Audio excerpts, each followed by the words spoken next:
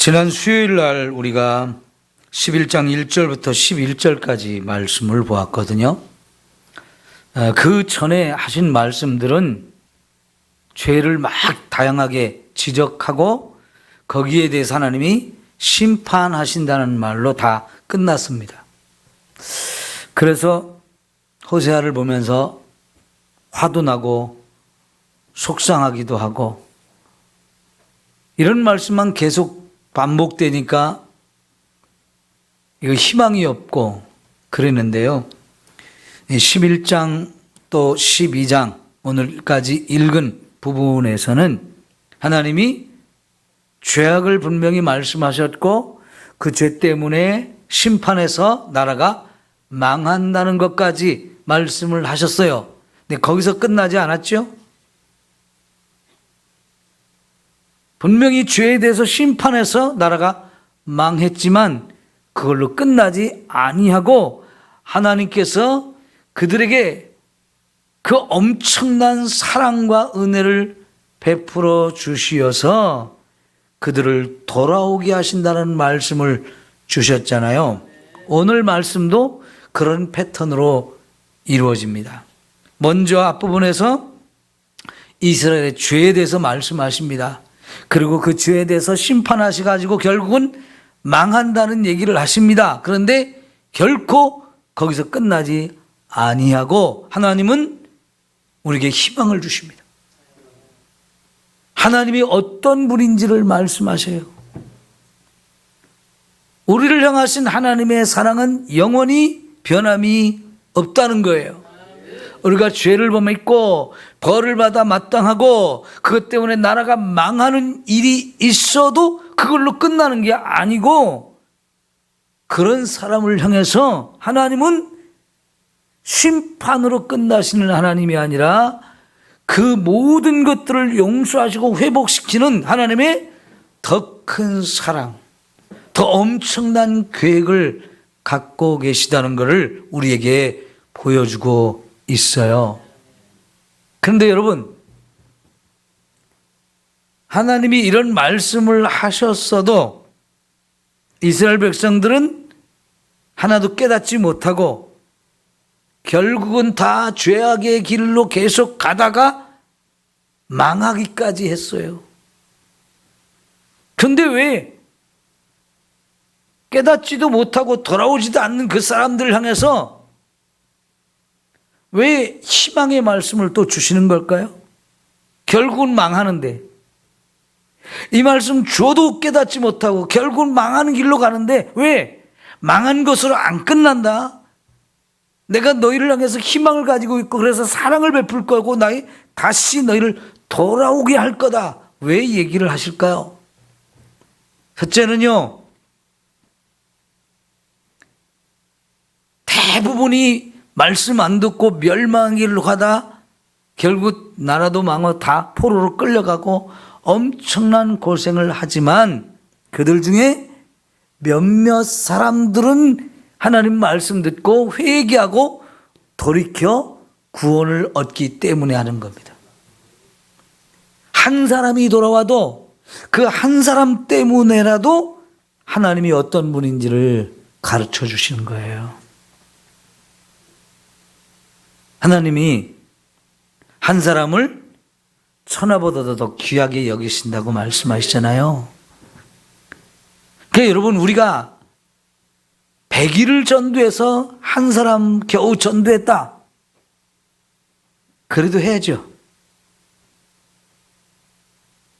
저희 동기 중에요, 대학 동기.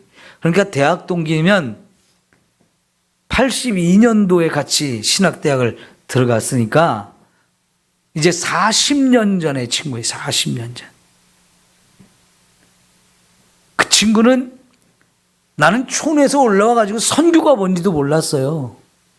그런데 그 친구는 들어올 때 이미 선교사의 비전을 가지고 들어와서 신학교 들어왔는데 벌써 막 선교사 나갈 준비를 막 하고 있더라고요.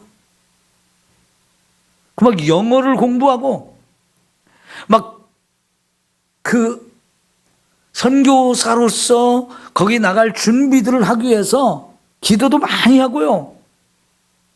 나하고 그 친구 비교하면 나는 어린아이 같았고 걔는 진짜 대학생 같았어요. 참 시골에서 산다는 게 그냥 순진하긴 한데 수준 차이를 보니까 그렇게 차이가 나더라고요. 근데 그 친구는 진짜 대학을 졸업하더니 이집트로 선교사를 갔어요. 세계 여러 나라의 선교 대상이 있지만 그 중에서도 이렇게 이슬람권의 선교사로 가는 것은 제일 어려운 곳입니다. 많은 사람들이 선교사가 되어질 때 이왕이면 쉬운데 편안한 데 가려고 하거든요. 근데 그 친구는요, 진짜 제일 어려운 데를 선택해서 갔어요. 그 당시만 해도 이슬람권 선교는 더더욱 어려웠습니다. 왜냐하면 이슬람권이 기독교에 대해서 반감이 많아가지고 이렇게 선교의 문을 열지도 않았고요. 그래서 이슬람권의 선교사로 가는 사람들도 별로 많지가 않았어요. 그런데 일찍 이슬람의 이집트의 선교사로 갔는데요. 여러분, 전 세계 이슬람 국가 중에서도 사우디아라비아와 이집트가 이슬람 국가 중에서 선교사가 제일 어려운 곳이에요.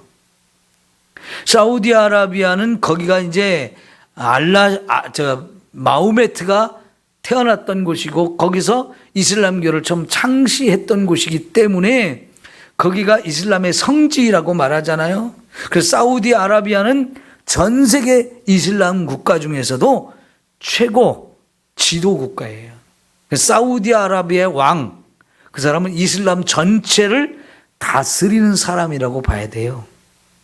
그래서 자기 나라에 선교사 들어오는 거 절대로 허락을 안 합니다. 절대로 허락을 안 해요. 그 다음에 어려운 국가가 이집트인데, 이집트는 왜 그러냐면 전 세계 이슬람 국가 중에서도 이슬람 신학교가 제일 잘 돼 있는 나라. 이슬람의 그 이맘이라고 하는 성직자들을 가장 많이 길러내고 훈련을 가장 잘 시키고 그래서 이슬람의 교리를 가장 잘 가르치는 학교가 이집트에 있어요. 그러니까 이집트는 그런 면에서 굉장히 자부심을 많이 가지고 있고 이집트의 기독교인이 10%가 되거든요. 나머지 90%는 다 이슬람인데 이 90%가 되는 무슬림이 10% 있는 이 기독교인들을 너무 박해를 해요. 그 이집트에 있는 10% 되는 이 기독교인은 예수님 당시부터 이어져 나오는 이 오래된 전통이 있는 기독교거든요. 근데 10%는 90%한테 너무 약해요. 그래서 공격을 엄청 많이 받고 불이익을 많이 받습니다. 그래서 선교사에 대해서 문을 탁 걸어 잠그고 못 들어오게 하는 나라거든요. 근데 제 친구가 거기로 신학대학 졸업하자 이슬람의 이집트로 선교사로 갔거든요. 근데 선교사로 갔어도요, 자기가 거기서 선교사 일하는 것들을 밖으로 이렇게 소식을 전하기가 어려워가지고 한참 동안 이 친구가 거기 들어가서 일하는데도 우리가 소식을 몰랐어요. 세월이 흘러서 인터넷도 되고 그래서 인터넷을 통해 편지를 주고받고 할 수 있게 돼가지고 겨우 소식을 들으니까 너무 고생을 하는 거예요. 무엇이 제일 어렵냐면 10년을 거기서 선교사로 일해도 한 사람도 전도를 못하는 거예요. 전도 열매가 안 맺어지는 거예요. 워낙 강력한 이슬람 국가다 보니까 그렇게 복음을 전하고 막 그래도요, 안 받아들이는 거예요. 안 받아들이는 거예요. 그러니까 여러분, 선교를 하면서 내가 10년 사역을 했는데 한 사람도 열매를 못 맺었다. 그것처럼 낙심되고 좌절하고 절망할 일이 있을까요? 지쳐서 못하는 거예요. 지쳐서. 그런데요, 이슬람권에 가는 선교사들은 대부분 그렇기 때문에 자기 자신을 관리하면서 아무리 열매가 없어도 포기하지 않고 낙심하지 않고 그래도 더 끝까지 주님이 열매를 거두게 할 때까지 포기하지 않고 계속 일하는 거예요. 그리고 그 친구는 그 카이로라고 하는 이집트의 대도시에서 쓰레기 버리는 곳, 거기도 대도시 옆이니까 쓰레기가 얼마나 많이 나오겠어요? 그 쓰레기를 버리는 동네에 가면 거기서 쓰레기 뒤져가지고 먹고 사는 사람들이 전 세계 어디든지 있어요. 그 쓰레기 뒤져봐가지고 먹고 사는 사람이면 삶의 형편이 어떻겠어요? 가장 가난한 사람, 버림받은 사람, 무시당하는 사람, 이런 사람들이거든요. 거기에 가서 그 사람들과 함께 생활을 하면서 복음을 전해요. 결국은 한 사람, 두 사람 복음을 받아들여서 구원받는 사람들이 생긴 거예요. 그러나 열매가 적다는 것은 정말 선교사를 힘들게 하는 거거든요. 그런데 거기서 한 30년 했는데요, 덜컹 병이 들었어요. 그래서 한국에 와서 검사를 하니까 암이 든 거예요. 암. 그러니 여러분 얼마나 힘들겠어요.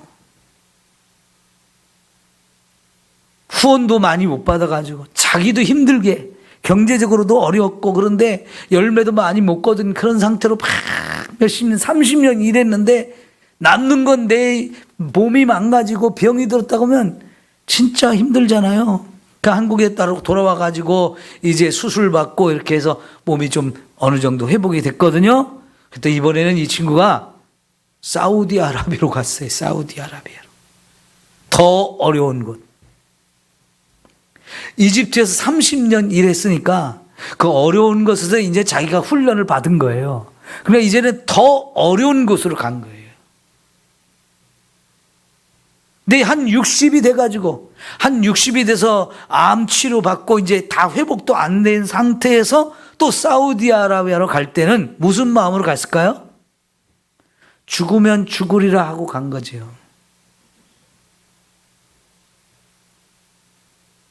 그러니까 여러분, 복음을 전했을 때 그 복음을 받아들여 가지고 많은 영혼이 구원받으면 얼마나 좋겠습니까? 근데 구약시대의 선지자들은요, 아무리 하나님으로부터 직접 말씀을 받아가지고 어마어마한 얘기를 했어도 그 얘기를 듣고 회개하고 돌이키는 사람들이 별로 없었어요. 그러니까 오늘날 이슬람권 같은 데에 선교사가 들어가서 30년, 40년 일해도 겨우 몇 명 구원하는 거하고 비슷한 거예요. 근데 그런 일을 구약시대 선교사들은 다 경험하면서 살았어요. 그 호세아도 아무리 복음을 들고 그렇게 힘들게 외쳐도 그 말씀 받아들이고 회개하는 사람이 별로 없는 거예요. 그래도 복음을 전했어요. 그러니까 이런 말씀이 하나님이 주실 때도 그렇고 그 말씀을 하나님으로 받아서 또 전파하는 이 선지자 호세아 같은 사람들도 몇 사람 바라보고 복음을 전한 거예요. 몇 사람 바라보고. 대세는 복음을 안 받아들여요.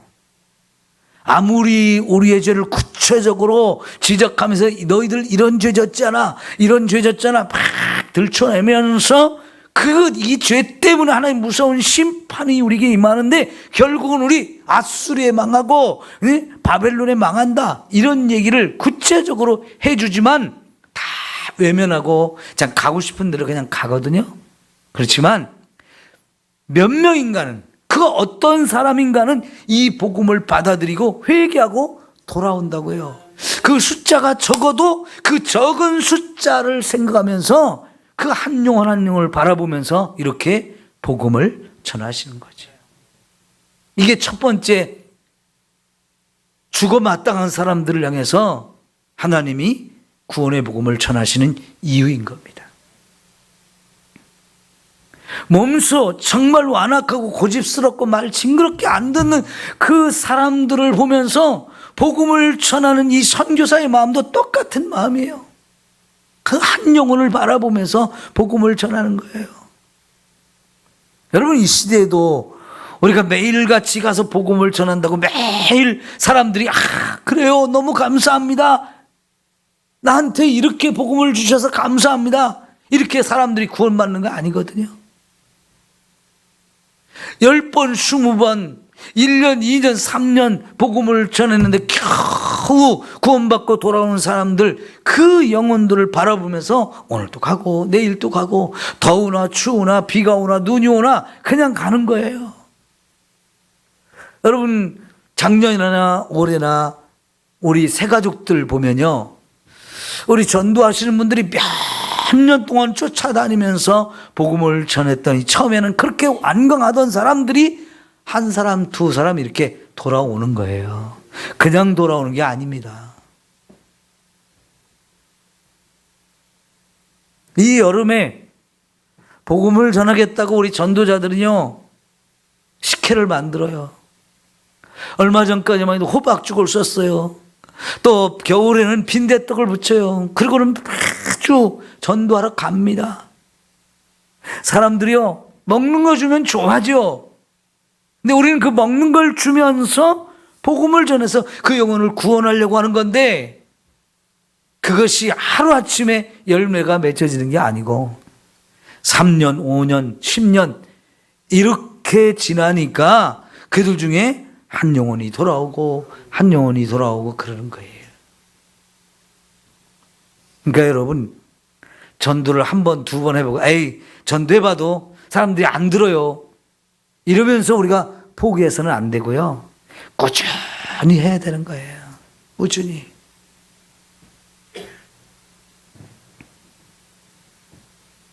지금 하나님이 심판의 말씀만 하는 게 아니에요. 죄를 책망하고 심판, 너희들 멸망당한다, 이런 얘기만 하는 게 아니고, 사실 하나님의 마음은 그들을 멸망시키고 그들에게 심판을 하기보다는 뭘 더 원하신다고요? 구원하기를 더 원하시는 거예요. 이게 하나님의 본심이에요. 하나님의 참된 마음이에요. 하나님의 의도, 하나님의 계획, 하나님의 목적이 어디에 있는지를 우리가 알아야 돼요. 하나님의 의도가 뭔지 이제 아시겠죠? 심판해서 멸망시키기보다는 구원하기를 더 원하시는 거예요. 제가 수요일 날 그랬죠? 오늘 이 말씀이 하이라이트라고, 가장 중요한 부분이라고. 호세아에서 가장 중요한 부분, 우리를 구원하시고자 하는 그 하나님의 말씀, 이게 호세아서 하나님의 의도이고 하나님의 목적인 거예요. 하나님은 우리를 구원하시기를 기뻐하시는 거죠. 자, 그런 하나님의 의도를 다시 한번 깨닫기 위해서 11장 12절 봐요. 에브라임은 거짓으로, 이스라엘 족속은 속임수로 나를 애워쌌고 그랬어요. 에브라임이나 이스라엘 다 같은 말이에요. 북쪽 이스라엘 사람들 전체를 가리키는 말인데, 거짓과 속임수로 하나님을 자꾸 애워싼다는 거예요. 하나님 앞에 있기는 한데 하나님을 잘 믿는 것 같지만 사실은 그들 속에 거짓과 속임수가 가득하다는 거예요. 이런 걸 뭐라고 말합니까? 안과 밖이 다른 거예요. 겉모습을 볼 때는 하나님을 둘러싸고 있으니까 그럴듯하게 하나님을 믿는 사람, 하나님을 찾는 사람 같죠? 그런데 그들 속에 보면 거짓과 속임수가 가득한 거예요. 마치 예수님 시대의 바리새인, 또 사두개인, 이런 사람들, 서기관들, 이런 사람들을 향해서 화 있을진저 하면서 예수님이 막 책망했던 얘기가 있죠. 누가 봐도 바리새인들, 서기관들, 제사장들, 사두개인, 이 사람들은요, 가장 종교의 중심에 있는 지도자들이고요, 가장 하나님을 잘 믿는 사람, 가장 많이 아는 사람. 그런데 예수님 볼 때는 가장 더러운 놈들, 가장 가증스러운 놈들, 가장 위선적인 놈들이었어요. 여러분, 저와 여러분이 그런 사람이 되면 안 되잖아요. 그죠? 어떻게 보면 금요일 이 저녁에 예배 자리에 와 있는 사람이 우리 삼성교회에서 신앙생활 제일 잘하는 사람 같아요. 새벽 예배도 나오지요. 저녁 예배 다 나오는데 또 금요일 이 저녁에 나와서 기도하는 시간을 갖죠. 이보다 얼마나 더 열심히 해요. 그런 우리가 사실은 하나님이 볼 때 안과 밖이 다른 사람일 수도 있는 거예요. 가증스러운 사람, 위선적인 사람이 될 수도 있는 거예요. 우리 자신을 이런 말씀을 통해서 잘 살펴봐야 하는데, 하나님의 눈에 우리가 그렇게 보여지면 우리는 이 사람들처럼 심판을 받을 수밖에 없어요. 지금 이스라엘 백성들은 하나님을 둘러싸고는 있지만, 하나님을 잘 믿는 사람 같고 하나님께 열심히 있는 사람 같지만 사실은 그들 속에는 거짓과 속임수가 가득해요. 여러분, 하나님 믿는 사람이 거짓과 속임수가 가득하면 되겠어요? 안 되겠어요? 진실해야 되죠. 거짓이 없어야 되잖아요. 근데 이들의 모습이 거짓과 속임수가 그 속에 가득한 거예요. 여러분, 거짓말하고 남을 속이는 사람, 겉으로는 자기를 진짜인 것처럼 얼마나 위장합니까? 그죠?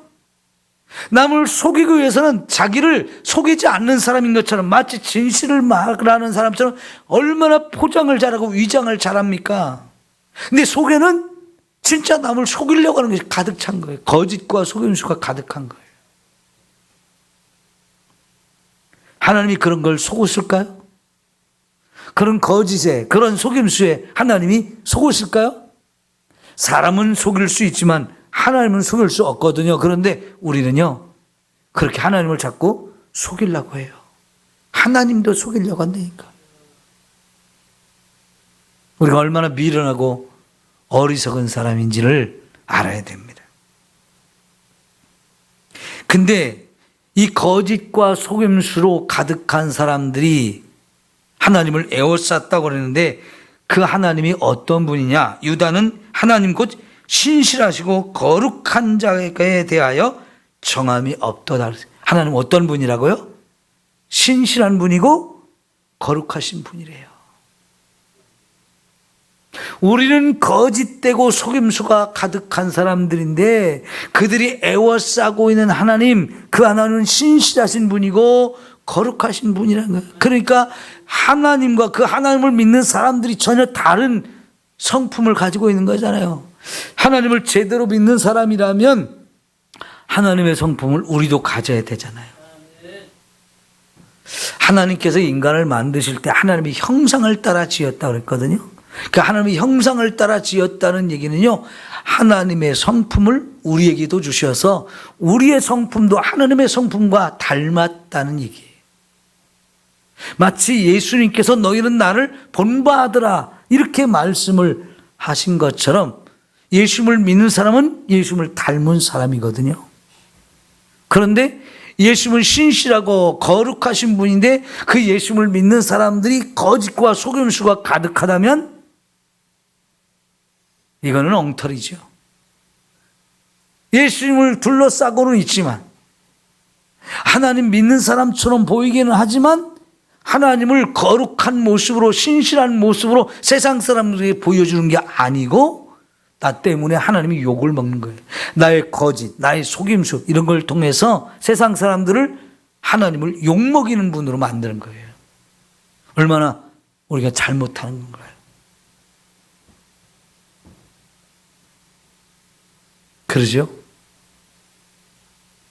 우리가 우리의 삶이 빛과 소금이 돼서 사람들이 너희의 착한 행실을 보고 하나님께 영광을 돌리게 하라 그랬는데, 우리는 반대로 가잖아요. 나 때문에 하나님이 욕을 먹고 영광을 가리게 되는 이런 삶을 우리가 살고 있다고요. 이러면서 우리가 어떻게 하나님의 축복을 받고 하나님의 인정을 받겠습니까? 거짓과 속임수가 가득한 사람들이 하나님을 둘러싸고 있을 때 하나님이 얼마나 속상하고 얼마나 속이 불불 끓어오를까요? 그죠? 이 엉터리 같은 놈들이, 이 껍데기들이 하나님을 욕먹이고 있으니 하나님이 그냥 참으시겠어요? 당연히 벌을 내릴 수밖에 없죠. 12장 1절을 봐요. 에브라임은 뭘 먹어요? 바람을 먹는다. 여러분, 세상에 참 허망한 게 뭐냐면 솜사탕이에요. 솜사탕. 솜사탕 보면 막 이렇게 푹하게 돼 있죠? 사람들 마음을 어린아이들 마음을 확 끌어당겨. 저거 먹고 싶다. 근데 솜사탕처럼 먹어보면 허망한 게 없어요. 입에다 넣으면 싹 녹아갖고 없어지죠. 근데 솜사탕 우리가 만들고 보면 설탕 한 숟갈이면 이만하게 만들어지는 거잖아요. 그죠? 한 숟갈이 이만큼 돼요. 이만큼. 그거 진짜 솜사탕을 막 이만한 솜사탕을 입으로 넣는 순간 싹 녹아서 없어진다고요? 그것처럼 허망한 게 어디 있어요? 막 한 입 집어넣는데 금방 녹아 없어져요. 달콤한 맛은 있는데 싹 녹아 없어지는 거예요. 이게 참 씹을 것도 없고 허망한 거 아니에요? 근데 그보다 더 허망한 게 뭐냐면 바람을 잡는 거예요. 바람을 잡. 여러분, 아무리 바람을 잡으려고 손으로 막 움켜줘 보세요. 잡혀요? 안 잡혀요? 뜬구름 잡는다고 우리가 얘기하죠. 뜬구름 잡는 거나 바람을 잡는 거나 똑같은 거예요. 지금 에브라임이 손에 막 움켜쥐는데 뭘 잡느냐? 바람을 잡고 있다는 거예요. 헛된 걸 잡고 있는 거예요. 잡히지 않는 것을 잡는 거예요. 잡히지 않는 거. 잡아봤자 아무것도 없는 것을 자꾸 움켜쥐려고 하는데요. 자, 에브라임은 바람을 먹으며 뭘 따라갔다고요? 동풍을 따라갔다고 그러는데 이 말을 여러분이 잘 이해하셔야 돼요. 동풍을 따라간다. 우리나라하고는 다른데요. 자, 여러분, 가나안 땅에서 동쪽에서 바람이 불어올 때가 있고 서쪽에서 바람이 불어올 때가 있어요. 여러분, 우리 교회 앞에 골목에 가면 오후가 되면 반드시 저쪽 산 쪽에서 이 골목으로 바람이 불어 내려옵니다. 산 쪽에서 내려온 바람은 바다에서 불어서 산을 넘어서 오는 바람이거든요. 소룡동 바람이 여기로 와요. 소룡동 바람이 여기로 오는데 그 바람이 시원한 바람이에요? 더운 바람이? 시원한 바람이. 그래서 여름에 더울 때요, 여기 교회 앞에 골목에 오세요. 얼마나 시원한지 몰라요. 근데 여러분, 오전에는 가끔 요 도로에서 골목으로 바람이 불어요. 오전에는 바람이 잘 안 부는데 그래도 오전에 이 도로에서 이 골목으로 바람이 불어올 때가 있는데 그 바람은 산 넘어 오는 바람과는 달라요. 더운 바람이에요. 자, 이스라엘 땅에서요, 서쪽에서 불어오는 바람은 지중해에서 불어오는 바람이고요. 동쪽에서 불어오는 바람은 동쪽에 광야가 있거든요. 그 광야에서 불어오는 바람이기 때문에 서쪽에서 부는 바람하고 동쪽에서 부는 바람은 전혀 다릅니다. 유대인들은 서쪽에서 오는 바람이 오기를 정말 기다려요. 왜냐하면 이 바람은 바다에서 오는 바람이기 때문에 비를 몰고 와요. 그래서 여러분, 엘리야가 갈멜산에서 3년 6개월 동안 비가 오지 않았기 때문에 갈멜산에서 기도할 때 그 갈멜산이 지중해 해변에 있어요. 대부분 지중해 해변의 땅이 유대 땅에서는 이 평야지대거든요. 근데 그 평야지대에 쭉 이어지다가 딱 갈멜산 있는 데만 산지예요, 산지. 그 산 하나만 뚝 우뚝 서 있어요.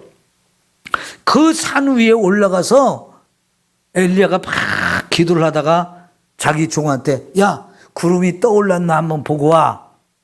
근데 아직 안 떠올랐대. 엘리야가 또 기도하고 여러 번 기도하는데 계속 기도하고 가서 보라고 기도하라고 보고 그러는데 한참 여러 번 기도했을 때 종이 와가지고 바다 쪽에서 손바닥만한 구름이 떴습니다. 다 그랬단 말이에요. 그죠? 그 바닷가에서요, 손바닥만한 구름이 떴습니다. 얘기 들은 순간, 비가 온다! 그래가지고요, 아방한테, 이제 비가 오니까 빨리 왕궁으로 돌아갑시다. 내가 왕의 말에 고삐를 잡고 내가 앞서가겠습니다. 엘리야가요 신나가지고요 말하고 같이 달리잖아요. 왜냐하면 3년 6개월 동안 비가 오지 않았는데 엘리야가 기도해가지고 딱 비가 오는데 구름 한 조각을 보면서 이제 비가 온다라고 했어요. 왜냐하면 이 서쪽에서 불어오는 바람, 이 바람은 지중해에서 불어오는 바람이기 때문에 이게 비가 오는 바람이에요. 산 위에서 부는 바람, 시원한 바람, 그 바람은 좋은 바람, 고마운 바람, 이런 노래 우리도 있잖아요. 그죠? 지중해에서 서쪽에서 오는 바람은 고마운 바람이에요. 가나안 땅에서 비를 몰고 오는 바람이기 때문에 모두가 기다리는 바람이에요. 그런데 동쪽에서 부는 바람은 이게 큰일 나는 바람입니다. 이게 뜨거운 바람이에요. 얼마만큼 뜨겁냐? 가나안 땅에 겨울이 되면 비가 와가지고 다 푸릇푸릇해지거든요. 그 광야처럼 메마른 이 빼짝 말랐던 이 가나안 땅에 겨울에 비가 오면서 막 사방이 막 푸릇푸릇해져요. 우리는 봄이 돼야 푸르름이 시작되잖아요. 근데 여기 가나안 땅은요 겨울이 되면 온 세상이 푸르르게 돼요. 그런데 그 겨울에 동쪽에서 바람이 불어오잖아요. 뜨거운 바람이 불어와가지고 그 푸르른 것을 다 바짝 말려버려요. 워낙 뜨거워가지고 그 사막에 먼지를 함께 끌고 와가지고 먼지, 우리 마치 봄날에 저 황사바람이 불어오는 것 같이 생겨가지고요 막 모래바람, 먼지바람을 끌고 오면서 막 다 푸르는 걸 다 빼짝 마르게 해요. 그러니까 유대인들은 동쪽에서 바람이 오는 걸 싫어해요. 그런데 지금 바람을 먹는다, 그리고 동풍을 따라간다 그랬어요. 그러니까 동풍을 따라가야 돼요? 따라가지 말아야 돼요? 따라가지 말아야 되는 바람이거든요. 오히려 이 바람은 피해야 돼요. 와도 피해야 되는 바람이에요. 그런데 그 바람을 따라간다는 얘기는요, 그 모래바람 속으로, 뜨거운 바람 속으로 내가 들어간다는 얘기가 되니까 이거는 다 죽는 곳이에요. 망하는 곳이에요. 지금 이스라엘이 하는 짓이 바람을 잡고 바람을 먹고 동풍을 따라가는 그런 짓을 한다는 거예요. 결국 어떻게 됩니까? 종일토록 거짓과 포악을 더하여 아수르와 계약을 맺고 기름을 애굽에 보냈다. 그러니까요, 지금 바람을 먹고 동풍을 따라가는 일이 무엇이라고 말하면 아수르와 계약을 맺는 일이 바람을 먹는 거와 같고 동풍을 따라가는 거하고 똑같대요. 근데 그 짓을 하고 있다. 아수르 사람하고 계약을 맺고 애굽 사람한테 기름을 보내고 있다. 아수르와 계약을 맺는 이유가 뭘까요? 아수르가 워낙 강해요. 근데 그 아수르가 우리를 공격하려고 그래요. 그러니까 우리 좀 살려달라고, 우리 좀 봐달라고. 마치 우리가요 여호수아서를 읽을 때 기브온 사람들이 이스라엘 찾아와가지고 우리 좀 살려주세요, 우리 화친을 맺읍시다, 우리 종이 돼도 좋으니까 우리 좀 살려주세요 했던 그런 조약을 아수르 사람하고 맺는 거예요. 그런데 이게 진짜 우리가 사는 방법이 아니고 바람을 먹는 일이고 동풍을 따라간 거 똑같다는 거예요. 해서는 안 되는 길, 죽음의 길로 갔다는 얘기예요. 헛된 짓을 했다는 거예요.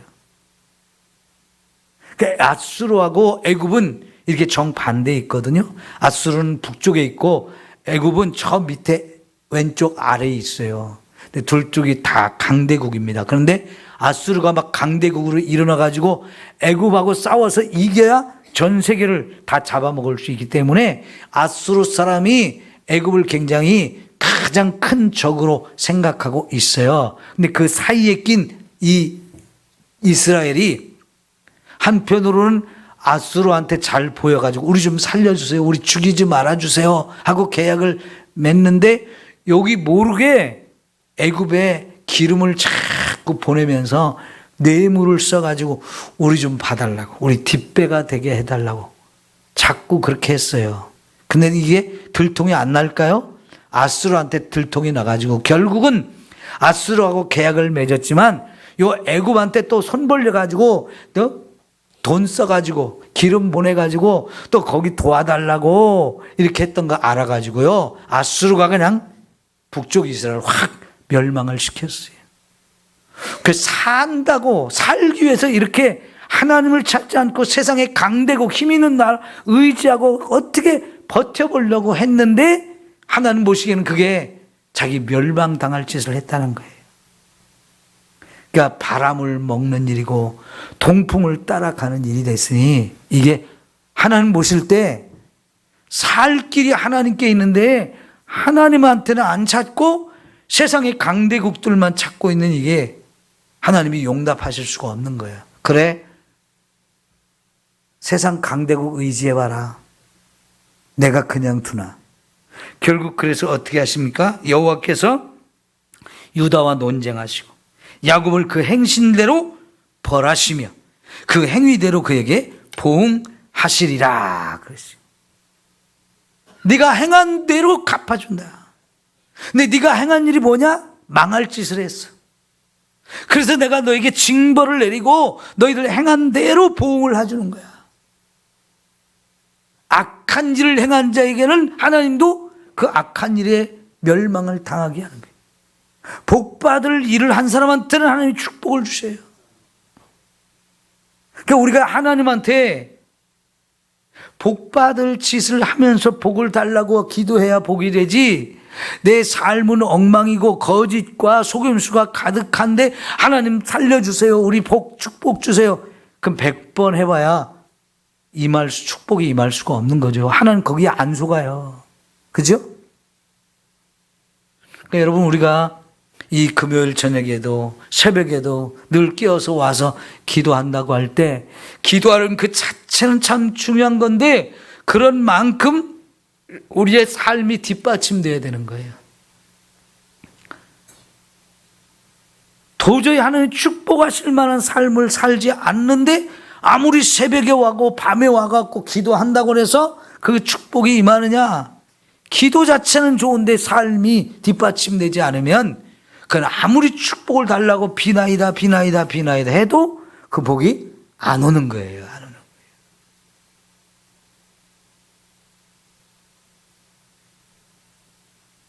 거예요. 여기까지는 이스라엘의 죄에 대해서. 그래서 결국 하나님 심판하실 것을 말씀하셨어요. 근데 그 다음 봅시다. 이제 3절부터 야곱 얘기를 해요. 야곱은 모태에서 그의 형의 발뒤꿈치를 잡았고 또 힘으로는 하나님과 겨루되 천사와 겨루어 이겼고 울며 그에게 간구하였으며 하나님은 베델에서 그를 만나셨고 거기에서 우리에게 말씀하셨나니. 야곱이 누군가요? 이스라엘의 조상이에요. 그죠? 이스라엘 조상 야곱. 그 야곱 얘기를 해요. 근데 야곱 얘기를 할 때 첫 번째는 형의 발뒤꿈치를 잡고 나온 놈이라고 그러죠. 쌍둥이였어요. 이 야곱이 동생이고 에서가 먼저 태어났죠. 그런데 야곱이 태중에서부터 막 싸우면서 지가 먼저 나오려고 하다가 에서가 먼저 나오고 야곱이 뒤늦게 나오는데 그게 속상해가지고 형 발뒤꿈치를 잡고 나왔다는 거예요. 여러분, 쌍둥이도 형과 동생이라고 얘기하죠. 먼저 태어난 놈 형이고 늦게 태어난 놈은 동생이에요. 근데 한 번 태어나면 형은 영원히 형이고 동생은 영원히 동생이죠. 그 동생 쌍둥이도요, 동생이 형을 굉장히 미워하는 경우가 있어요. 지가 장자가 아니거든. 지가 형이 아니거든. 근데 야곱이 그런 놈이에요. 도둑놈이고 간교한 놈이고 아주 태중에서부터 그런 볼썽사나운 성질을 가진 놈이란 말이에요. 그런데 여러분, 하나님이 누구를 선택하셨어요? 에서는 버리고 야곱을 선택하셨죠. 하나님의 은혜를 너무나 크게 받은 사람. 비록 태중에서 또 싸웠지만 형한테 밀려가지고 뒤늦게 나왔지만 이 뒤늦게 나온 야곱을 하나님이 주권적으로 선택을 하셔서 너는 내 거다. 내가 너를 축복할 거야. 하나님이 그렇게 선택을 하셨어요. 그러니 여러분, 야곱이 태어나면서부터 엄청난 축복을 받았잖아요. 태어날 때만 형의 뒤꿈치를 받은 놈이 아니고요. 팥죽 한 그릇을 가지고 형의 장자권을 샀죠. 이 자기가 장자가 못된 것, 그래서 장자의 축복을 받지 못하는 것을 정말 화가 나가지고 결국은 팥죽 한 그릇을 두고 형의 장자권을 사잖아요. 근데 그것도 모자라가지고 아버지가 죽기 전에 형을 불러서 너를 축복할 거야 그랬을 때 형이 사냥을 하러 간 사이에 염소를 잡아가지고 그 털 가죽을 뒤집어 쓰고 아버지 속여가지고 별미를 드시게 하고 축복을 받았잖아요. 그러니까 형도 속이는 놈이고 아버지도 속여가지고 장자의 축복을 몰래 받은 놈이에요. 그러니까 하여튼 도둑놈이에요. 도둑놈. 하긴 욕심이 많아요. 그런데 여러분, 하나님은 그를 선택하셨어요. 그리고 축복을 받게 하셨어요.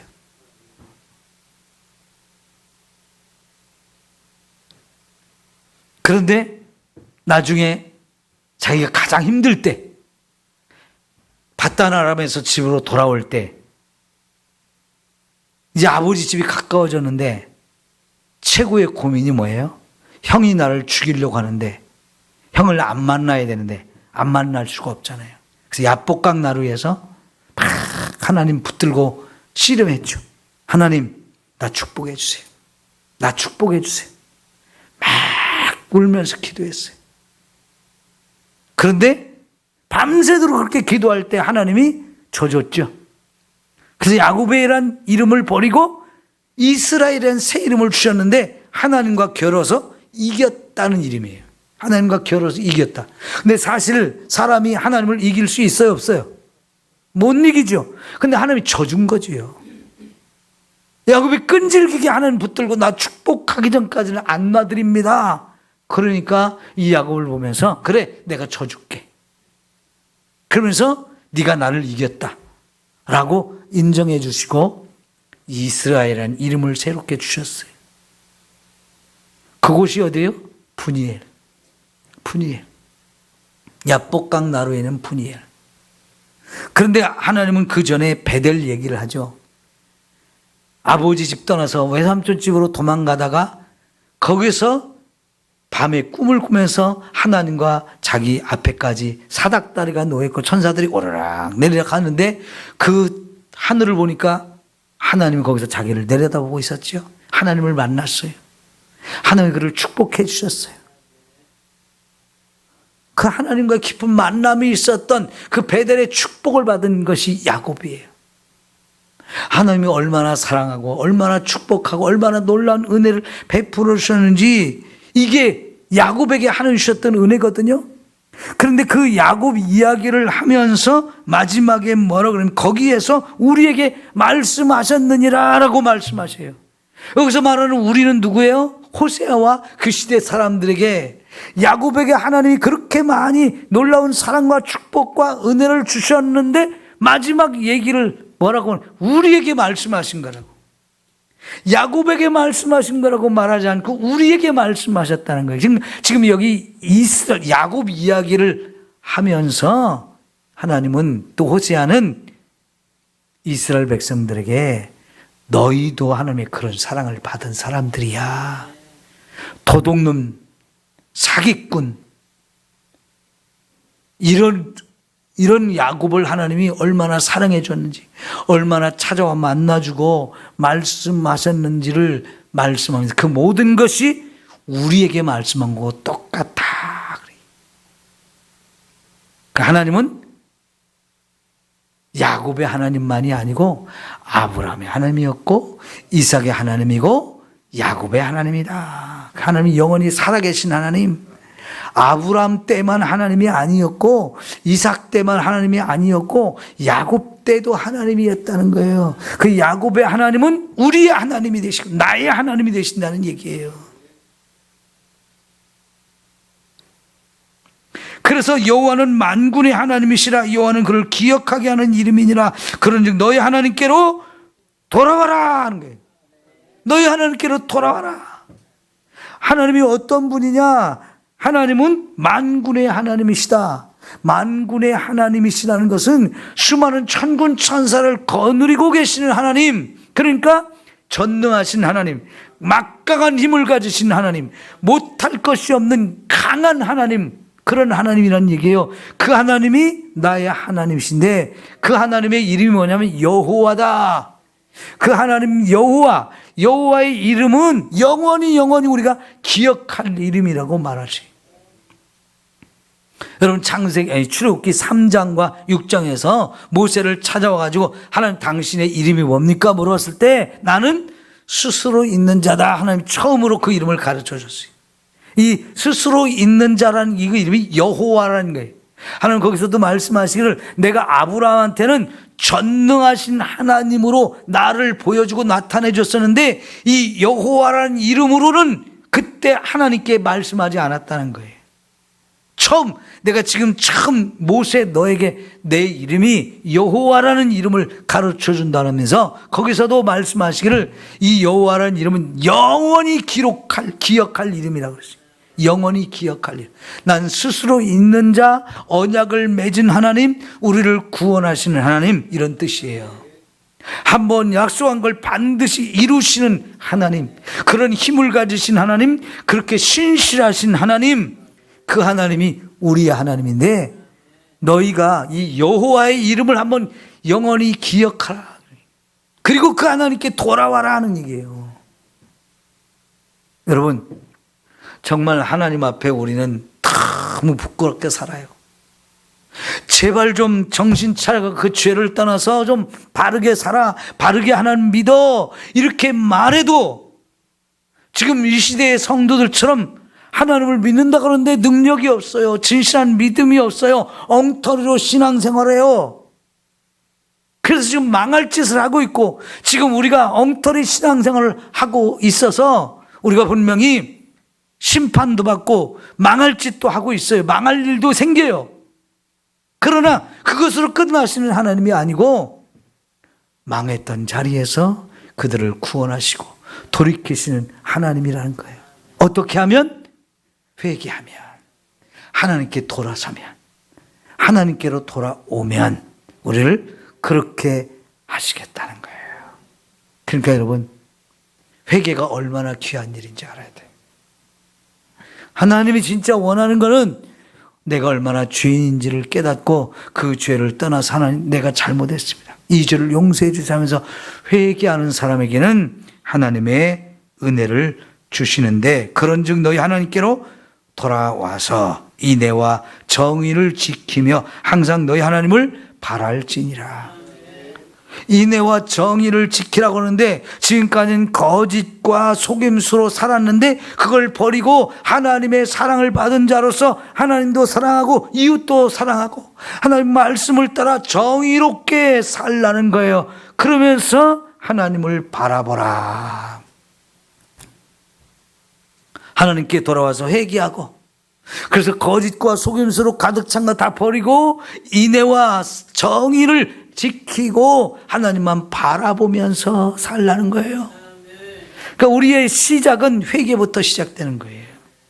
내가 죄인 걸 깨닫고 하나님께 돌아설 때 하나님 그 죄를 다 용서하시고, 멸망받을 죄, 심판받아 마땅한 죄지만 그걸 다 용서하시고 우리를 다시 변화시켜서 거짓과 속임수 버리고 하나님 앞에 인애와 정의를 지키면서 하나님만 바라보면서 살 수 있게 해주신다는 거지요.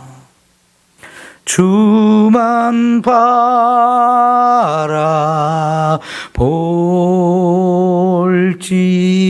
바라볼지라. 주님만 바라보고 사는 게 얼마나 좋은 거예요. 예? 아수를 바라보고 애굽을 바라보고 살던 사람들이 주님만 바라보며 사는 거, 이게 바르게 신앙생활하는 거잖아요. 아무리 우리가 잘못해가지고 심판이 내 앞에까지 왔어도 하나님을 바라보면, 우리의 죄를 떠나고 회개하면 바로 그 순간부터 하나님은 우리를 변화시켜 주십니다. 우리를 새롭게 하시고 멸망받을 자를 축복을 더하셔서 하나님의 은혜를 누리며 살게 해주시는 거지요. 언제 그러야 되느냐는 듯이 하나님이 꼭 안으시고 이제는 그런 엄청난 심판과 멸망이 우리에게 임하지 않게 하고 누가 내 새끼를 건드리지 못하도록 끌어안고 품어주시고 사랑해 주신 분이 우리 하나님이시잖아요. 이게 하나님의 본심입니다. 이게 하나님의 본심. 여러분, 아까도 이런 하나님의 말씀을 듣고 돌아오는 사람, 회개하는 사람은 몇몇 안 된다고 그랬죠. 그럼 다 망했다고 그랬죠. 그럼에도 불구하고 이 사람들이 또 말씀하시는 이유는 뭐냐면 시간이 지나서 포로로 끌려가서라도 깨닫고 그때라도 회개하면 돌이키게 하는 거죠. 나중에 하나님은 우리를 이렇게 살리려고 하셨구나. 하나님의 마음은 정말 우리를 살리는 거구나. 그때라도 깨닫으면 언제든지 회개할 수 있기 때문에 다 틀렸어. 끝이야. 이렇게 말하지 않냐고. 지금이라도 기회가 있구나. 지금이라도 기회가 있어 하면서 그의 후손들이라도 돌아오게 하시려는 거예요. 여러분, 세상에는 너 금수저 물고 나왔네, 흙수저 물고 나왔네 하면서 뭐 태어날 때부터 무슨 수저 물고 나오는지 사람들이 따져요. 여러분은 금수저 물고 나왔어요? 흙수저 물고 나왔어요? 네? 어때요? 아마 여기 금수저 물고 나온 사람 별로 없는 것 같아. 우리는 다 흙수저 물고 나온 사람들이. 그럼 또 물어봅시다. 여러분 자식들한테는 금수저 물게 해줬어요? 흙수저 물게 해줬어요? 네? 여러분 자식한테 금수저 물려줬어요? 흙수저 물려줬어요? 여러분 잘 생각하세요. 세상의 금수저 중에 금수저가 뭘까? 믿음을 이어주는 거예요. 네? 내가 먼저 예수 믿고 내 자녀들까지 예수를 믿게 만들어주는 것이 최고의 금수저를 우리 자녀들 입에 물려주는 거예요. 여러분이 돈을 많이 물려주지 못하고 여러분이 뭐 공부를 많이 못 시키고 이런 거 하나도 중요하지 않아요. 그게 금수저 아니에요. 최고의 금수저가 뭐냐? 내가 믿는 하나님, 내 자녀들도 이 복음을 전해주어서 내 자녀들도 신앙생활하게 해주면 이게 우리 자녀들을 금수저보다 더한 다이아몬드 수저를 물게 해주는 거예요. 에? 내가 우리 자녀들에게 돈 많이 물려주지 못한 거 이것 때문에 여러분 마음 상하고 속상해하지 마세요. 미안해하지 마세요. 내가 믿는 하나님 걔들도 믿게 만들었으면 그 최고의 수저를 물게 해준 거예요. 그래요, 안 그래요? 하나님이 야곱 얘기를 하는 것도 그거예요. 이렇게 멋진 야곱을 조상으로 뒀는데 너희들 지금 이렇게 엉터리로 살아?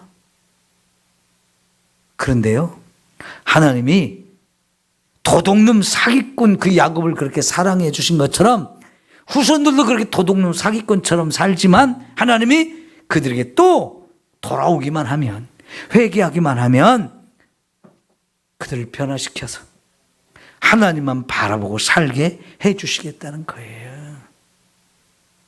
얼마나 좋으신 하나님이에요. 그죠? 내가 아무리 잘못하고 죄를 짓고 부끄럽고 멸망당할 짓을 했어도 하나님은 우리가 회개하기만 하면 알았어. 나 지난 일 다 덮어줄게. 다 용서해줄게. 그러면서 다 끌어안고 네가 내 새끼다. 내가 네 아버지다. 이러면서 주만 바라보며 살게 해주시잖아요. 네? 이게 최고의 금수저예요. 야곱의 하나님이 나의 하나님이 되주신 거예요. 아브라함의 하나님, 이삭의 하나님, 야곱의 하나님, 그 하나님이 오늘 나의 하나님이 되어주시는 거잖아요. 얼마나 좋으신 분이에요. 그래요. 세상 바라볼 거 하나도 없어요. 하나님만 바라보면 돼요. 오늘 또 하나님 앞에 잘 나왔죠? 기도하면 돼요. 특별히 회개 기도하면 그게 최고의 기도예요. 뭐 오늘 또 무슨 복 주세요, 무슨 복 주세요. 여러분 다 그거 안 해도 회개만 해도 그냥 하나님이 알아서 복을 다 주시는 거예요. 거짓과 속임수로 가득 찼던 우리들 변화시켜서 인애와 정의를 가득 마음에 채워주시고 하나님만 바라보며 살 수 있게 만들어 주시거든요. 오늘 또 회개합시다. 회개가 최고의 은혜예요. 기도합니다.